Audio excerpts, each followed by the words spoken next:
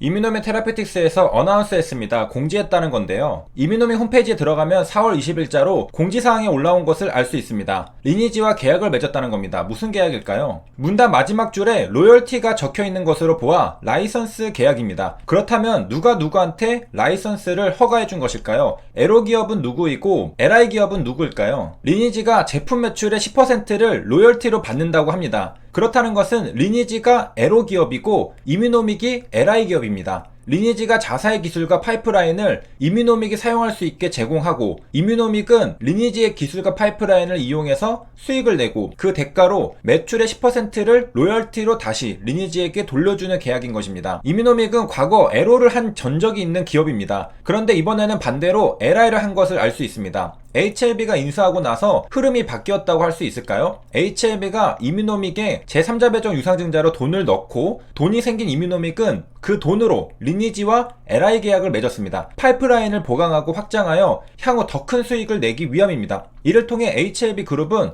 정말 다양한 파이프라인으로 그 숫자를 늘려가고 있습니다. 이 중에 하나만 대박이 터져도 그동안의 손실은 전부 복구할 수 있을 겁니다. 신약 개발이 그런 것이죠. 성공 가능성이 10%인데 9개 실패하고 1개 성공하면 전부 복구하고도 대박을 치는 사업입니다. 10% 성공률을 다시 곱씹어보면 사실 신약 개발 회사가 개발하는 파이프라인은 실패가 당연하고 익숙한 겁니다. 성공이 예외적인 겁니다. 그리고 투자자들은 그 성공에 베팅하는 겁니다. 계약 내용을 좀 더 살펴보면 업프론트에 대한 내용도 있습니다. 200만 달러를 지불받습니다. 200만 달러는 하나로 20억 원에 해당합니다. 20억 원에 LI 했다면 굉장히 싼가 생각할 수 있는데 그렇지 않습니다. 첫 해에 지불하는 업프런트가 20억 원이라는 것이고, 상업화에 따라 지불하는 마일스톤은 또 따로 있습니다. 뒷문장을 이어서 보면 다양한 적응증 확장까지 고려한 토탈 마일스톤은 6,700만 달러입니다. 하나로 약 700억 원입니다. 갑자기 금액이 확 뛰어버리죠. 그리고 마일스톤은 마일스톤이고 매출액의 10%를 로열티로 매년 지불해야 할 것입니다. 그러니까 20억 원보다는 규모가 훨씬 큰 라이선스 계약이라는 겁니다.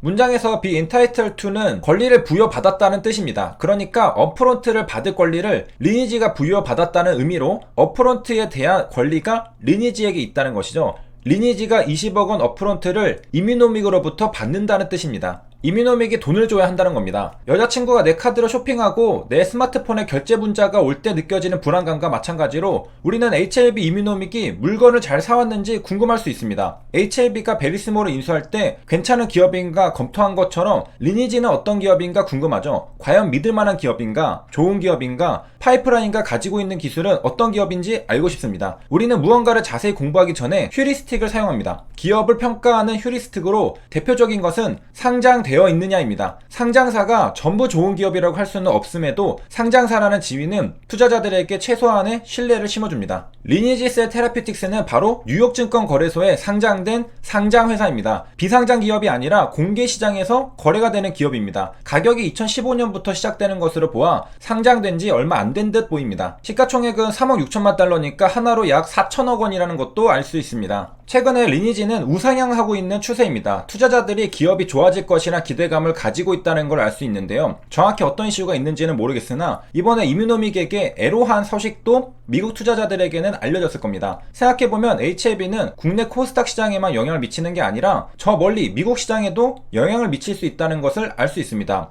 돈이 있으니까 이뮤노믹처럼 미국 기업을 인수할 수도 있고 리니지로부터 LI 할 수도 있습니다. 그리고 해당 기업들은 HLB와 계약한 것이 호재로 받아들여지면서 긍정적인 인식 변화와 함께 계약으로 인한 실질적인 변화도 얻을 수 있습니다. 리니지가 상장회사라는 것도 살펴봤고 홈페이지에 들어가 봤습니다. 무엇을 하는 회사인가? 이름이 리니지 셀 테라피틱스입니다. 셀 테라피는 세포 치료입니다. 세포 치료와 관련된 사업을 하는 제약바이오 기업이라는 것을 이름을 통해서도 알 수 있습니다. 그리고 클리니컬 스테이지라는 것은 임상 단계라는 뜻인데 임상시험 단계에 있는 세포치료제 회사라는 겁니다. 세포치료로 우리한테 친숙하고 익숙한 것은 줄기세포치료제입니다. 세포치료는 세포를 우리 몸에 이식해서 치료하는 방법인데 줄기세포치료는 줄기세포를 이식해서 치료합니다. 줄기세포는 우리가 원하는 세포로 분화시킬 수 있으니까 그동안 기대감이 많았고 지금도 개발되고 있습니다. 리니지가 줄기세포 회사라는 것은 아니고 세포치료제 회사라는 겁니다. 세포치료 임상시험 단계에 있는 기업이 바로 상장사 리니지라는 겁니다. 어떤 파이프라인이 있을까요? 홈페이지에 자세히 설명해주고 있습니다. 크게 3가지가 있네요. 그리고 생각보다 꽤 진행된 상태입니다. 전인상 단계는 아니라는 거죠. 사실 전임상 단계 기업은 엄청 많은 겁니다. 그런 기업들이 기대감만으로 뉴욕증권거래소에 상장될 수는 없을 겁니다. 어느 정도 성과가 나오고 POC도 입증하고 그래야 상장할 수 있을 겁니다. 그 결과 현재 리니지의 파이프라인은 3개 중 2개 파이프라인이 임상 이상이 거의 다 끝나고 다음 단계를 진행하고 있는 걸 알 수 있습니다. 이 중에 어떤 파이프라인이 이번 이뮤노믹과 계약한 것일까요? 계약에 대한 기사를 보면 VAC이라는 단어가 등장합니다. VAC 플랫폼과 관련된 계약이라는 겁니다. 홈페이지로 다시 돌아오면 VAC2가 있습니다. 그리고 그 옆에 덴드릴릭셀이라고 하는 수지상 세포가 적혀 있습니다. 그러니까 모든 것이 이해가 됩니다. 이뮤노믹이 LI 계약을 잘 맺었다는 생각도 듭니다. 왜냐하면 이뮤노믹은 항원 제시 세포인 수지상 세포를 이용하여 항원 제시 능력을 강화하는 플랫폼을 가지고 있는 기업입니다. 그런데 이번에 리니지와 계약한 플랫폼 기술도 수지상 세포를 이용한 기술입니다.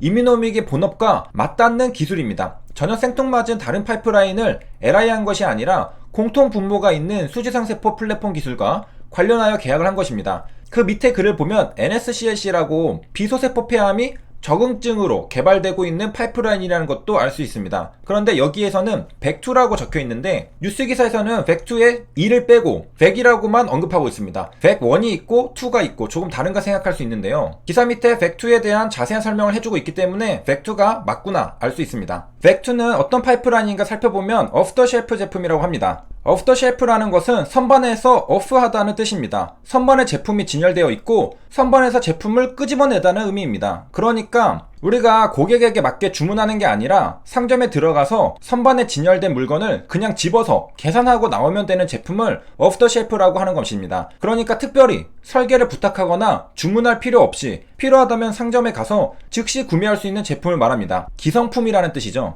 기성품이니까 환자의 특색에 맞게 사용하는 것이 아니라 범용성이 큰 파이프라인이라는 것을 알 수 있습니다. 기성품과 반대되는 개념이 카티 치료제 킴리아가 대표적이겠습니다. 킴리아는 환자의 세포를 가지고 맞춤 유전자 조작을 한 뒤 다시 환자에게 넣어줍니다. 그러니까 당연히 비용은 엄청 비쌉니다. VAC2와 킴리아의 공통점은 둘 다 세포 치료제라는 것입니다. 그런데 차이점은 VAC2는 기성품으로 모두가 사용할 수 있고 킴리아는 환자에 따라 만들어지는 제품이 다르다는 겁니다. 환자마다 자기 세포는 조금씩 다르기 때문이죠. 유전자가 다르니 환자 세포도 다릅니다. 세 줄 요약입니다. 이뮤노믹은 리니지로부터 LI 계약을 했습니다. 리니지는 상장사입니다. 그리고 리니지의 파이프라인은 VAC2 플랫폼 기술이었는데 수지상 세포와 관련이 있습니다. 그리고 수지상 세포는 이뮤노믹의 플랫폼 기술과도 관련이 있습니다. 전혀 다른 파이프라인이었으면 왜 LI 했을까 의문이었을 텐데 같은 수지상 세포 관련 기술인 것을 보고 본업에 추가하여 시너지를 낼 수 있겠다는 생각이 들게 되었습니다.